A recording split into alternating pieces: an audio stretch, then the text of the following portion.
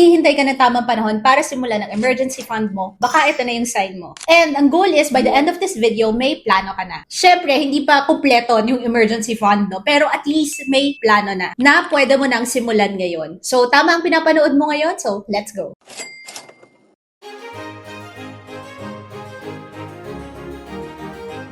Hi, if you're new here, I'm Christina and I make videos about personal finance, investing. At sa channel na to, tutulungan kita kung paano mapalago ang pera na naipon mo or iipunin mo pa lang sa paraan na simple dahil naniniwala ako na yung simple, gumagana. Bago tayo pumunta sa steps, pakita ko muna sa iyo itong mga numbers na ito. Ayon sa 2025 Consumer Finance and Inclusion Survey ng BSP, 30% lang ng Pilipinong adults ang nakakapagsabi na kakayanin ng ipon nila ang isang emergency or pag may nangyari na isang emergency. Guys, 3 out of 10. Pero sa parehong survey, 74% ang may basic financial literacy, up from 69% noong 2021. Kaya kung pakiramdam mo, ikaw na lang yung hindi gumagawa nito, hindi totoo yun. Karaniwan kasi sa nakakausap ko, ang problem is hindi yung ano yung kailangan kong gawin, pero kung ano yung step na kailangan kong simulan. So yan yung sasagutin natin ngayon at bibigyan kita ng 4 steps para makapag-start ka na ng emergency fund. So bago tayo magsimula dun sa 4 steps, pag-usapan muna natin yung 3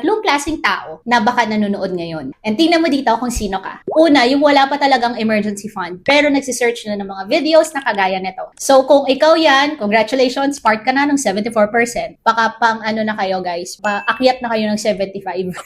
Pangalawang klase ng tao, yung nakapagsimula na ng emergency fund pero tumigil. Probably nag-ipon ka na ng 2 months, tapos may nangyari in between sa life, so natigil at hindi mo na naituloy. Pwedeng nawalan ka ng motivation or pwedeng wala kang system kasi in place kung paano siya mapapagana. Feeling ko yung motivation kasi nauubos, diba? Pero if you have a system, parang automatic na siya whether you feel like doing it or not. And pangatlong klase ng tao, yung nakapag-ipon ka na, nagastos mo or nagalaw mo, tapos nagsisimula ka ulit. Pwede nagamit mo siya sa may na-hospital or may nasirang sasakyan or nasirang gamit sa bahay. Meaning, meron talagang real emergency. And I know marami sa atin yung ganito. And gusto kong linawin na hindi ka failure if napunta ka dun sa third category. That's actually the purpose of having an emergency fund. Kaya, kahit sino ka dun sa 3 na nabanggit ko, sabay-sabay natin gagawin at para sa'yo ang 4 steps na ito. Step number 1 is gagawin mo muna yung budget mo for the month. Ito kasi yung madalas na nilalaktawan, yung parang estimate na lang sa isip yung amount, no? But you really have to sit down and at least itemize for this part, no? Kung saan talaga napupunta ang pera ng pamilya. Or if you're single, yung pera mo, saan talaga napupunta yung sinasahod mo or yung perang pumapasok sa account mo. Kasi kung wala kang number, wala kang target. Or if ginawa-gawa mo lang or hinula-hula mo lang yung number sa isip mo, then hindi magiging accurate yung target. Kaya, bago natin ito simulan, kailangan mo munang malaman magkano ang monthly expenses mo or magkano at least yung nagagastos mo sa loob ng isang buwan. If hindi mo pa ito ginagawa, then schedule mo na, have a time to sit down and gawin mo. Or kung medyo hindi mo pa sure yung magkano yung amount sa ibang gastusin, you know what I try to do kapag inuulit ko ulit to, no? Kasi minsan pag sa seasons ng buhay, marami nababago. Ang ginagawa ko ay nililista ko as in very detailed for 3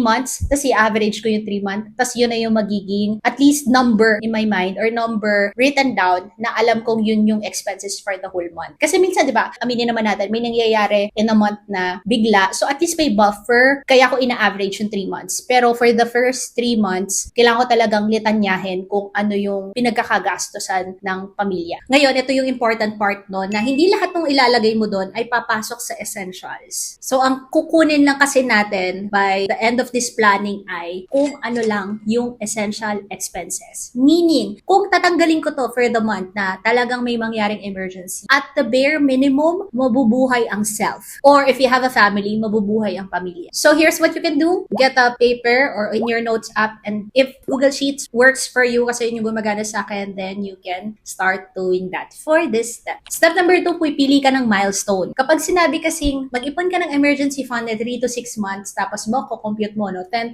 kunyari lang 10,000, tapos 6 months, 60,000, parang, 10,000 60,000 nga, hirap na, tapos 60,000 pa. So, nagiging ganun yung reaction. So, what we're gonna do sa step 2 is to just pick a milestone. For a milestone, it could be starting your first to 1,000 pesos na savings account. If you've never done savings your whole life, that will be already a milestone na hindi muna 6 months. So, it could be your first 5,000 pesos or it could be 1 month muna ng emergency fund, yung essential expense. Ito kasi yung isang reason kung bakit tumitigal yung mga tao dun sa number 2 na klase ng tao is because pag medyo nahirapan or parang ang laki masyado nung goal, parang nakakatamad na siyang gawin, di ba? And that's where, again, the motivation comes in. Walang motivation because ang hirap na siyang gawin kasi ang laki-laki ng numero na lumalabas kapag i-compute mo siya ng 6 months. So, you're gonna set a milestone for this step. Step number 3 is ihihiwalay mo na ngayon siya ng lugar. Hindi mo siya ihahalo sa bank account na kasama or kung saan pumapasok yung salary mo. Hindi mo siya ilalagay kung saan mo ginagamit lagi yung daily expenses mo. For example, you're using GCash for your daily expenses. Hindi mo siya dun ilalagay. Kasi kung nasa iisang lugar yung pera mo, parang ang itsura niya, lahat ng pera is pare-pareho ng itsura. So, kunyari, naghahanap ka ng pambayad sa bills, tapos nandun din yung emergency fund mo, kasama siya dun sa whole balance ng account na nakikita mo. May tawag dito sa behavioral economics. It's called mental accounting. Mas madali ngayon natin kasing mapoprotektahan ng pera kapag may sarili siyang pangalan or may sarili siyang lugar. So, here's what I do. Ang account ko ay nasa GoTime.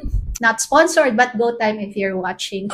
Meron doon na Go Save. Meron siya doon na pwede ko mag-create ng account and nandun siya. Hindi ko kasi siya ino-open or ginagalaw. So, may sarili siyang storehouses doon. Nakahiwalay siya. May sarili siyang lugar. So, kahit anong app na meron ka, it could be Maya, it could be Maribank, it could be CIMB, or kahit anong regular account with a traditional bank, ang importante is may sariling bahay yung emergency fund mo. And step number 4 is to automate the transfer. Isa-set mo na ngayon na magkakaroon ng automatic transfer dun sa account na create mo specific for that emergency fund. Pwede mo siyang i-time sa araw ng sweldo mo, pwedeng twice a month, or pwedeng every day if gusto mo. I would also say na kung i-automate mo siya sa mismong araw ng sahod mo or at least a day after kung minsan nade-delay siya, no? Bakit hindi at the end of the month or kapag medyo nakalipas na yung mga araw? Kasi kapag pinagpaliban mo, then alam mo na yung mangyayari. Wala na ulit matitira dyan. It's not because kulang ka ng discipline, but it's just what would naturally happen kapag wala kang system in place. So ako, ang ginagawa ko, yung nasa CIMB, automatic siyang nagde-transfer sa GoTime. Tapos yung GoTime ay automatic na nagkakaroon ng auto-save siya papunta dun sa goals na sinet ko. Kung naguguluhan kayo, basta gumagana siya sa akin. So what I'm trying to say is, kailangan kang gumawa ng system na gagana sa'yo, tapos nagme-make sense sa'yo kung paano nagfo-flow yung pera sa mga accounts na meron ka. So, ito ang gagawin mo sa app mo or dun sa bank account na meron ka, hanapin mo yung auto-save na feature or yung scheduled transfer na feature. Iset mo yung oras, iset mo yung frequency, iset mo yung amount, and then that's it. Yun yung 4 steps. Pero, tarong mo sa akin, pero ano?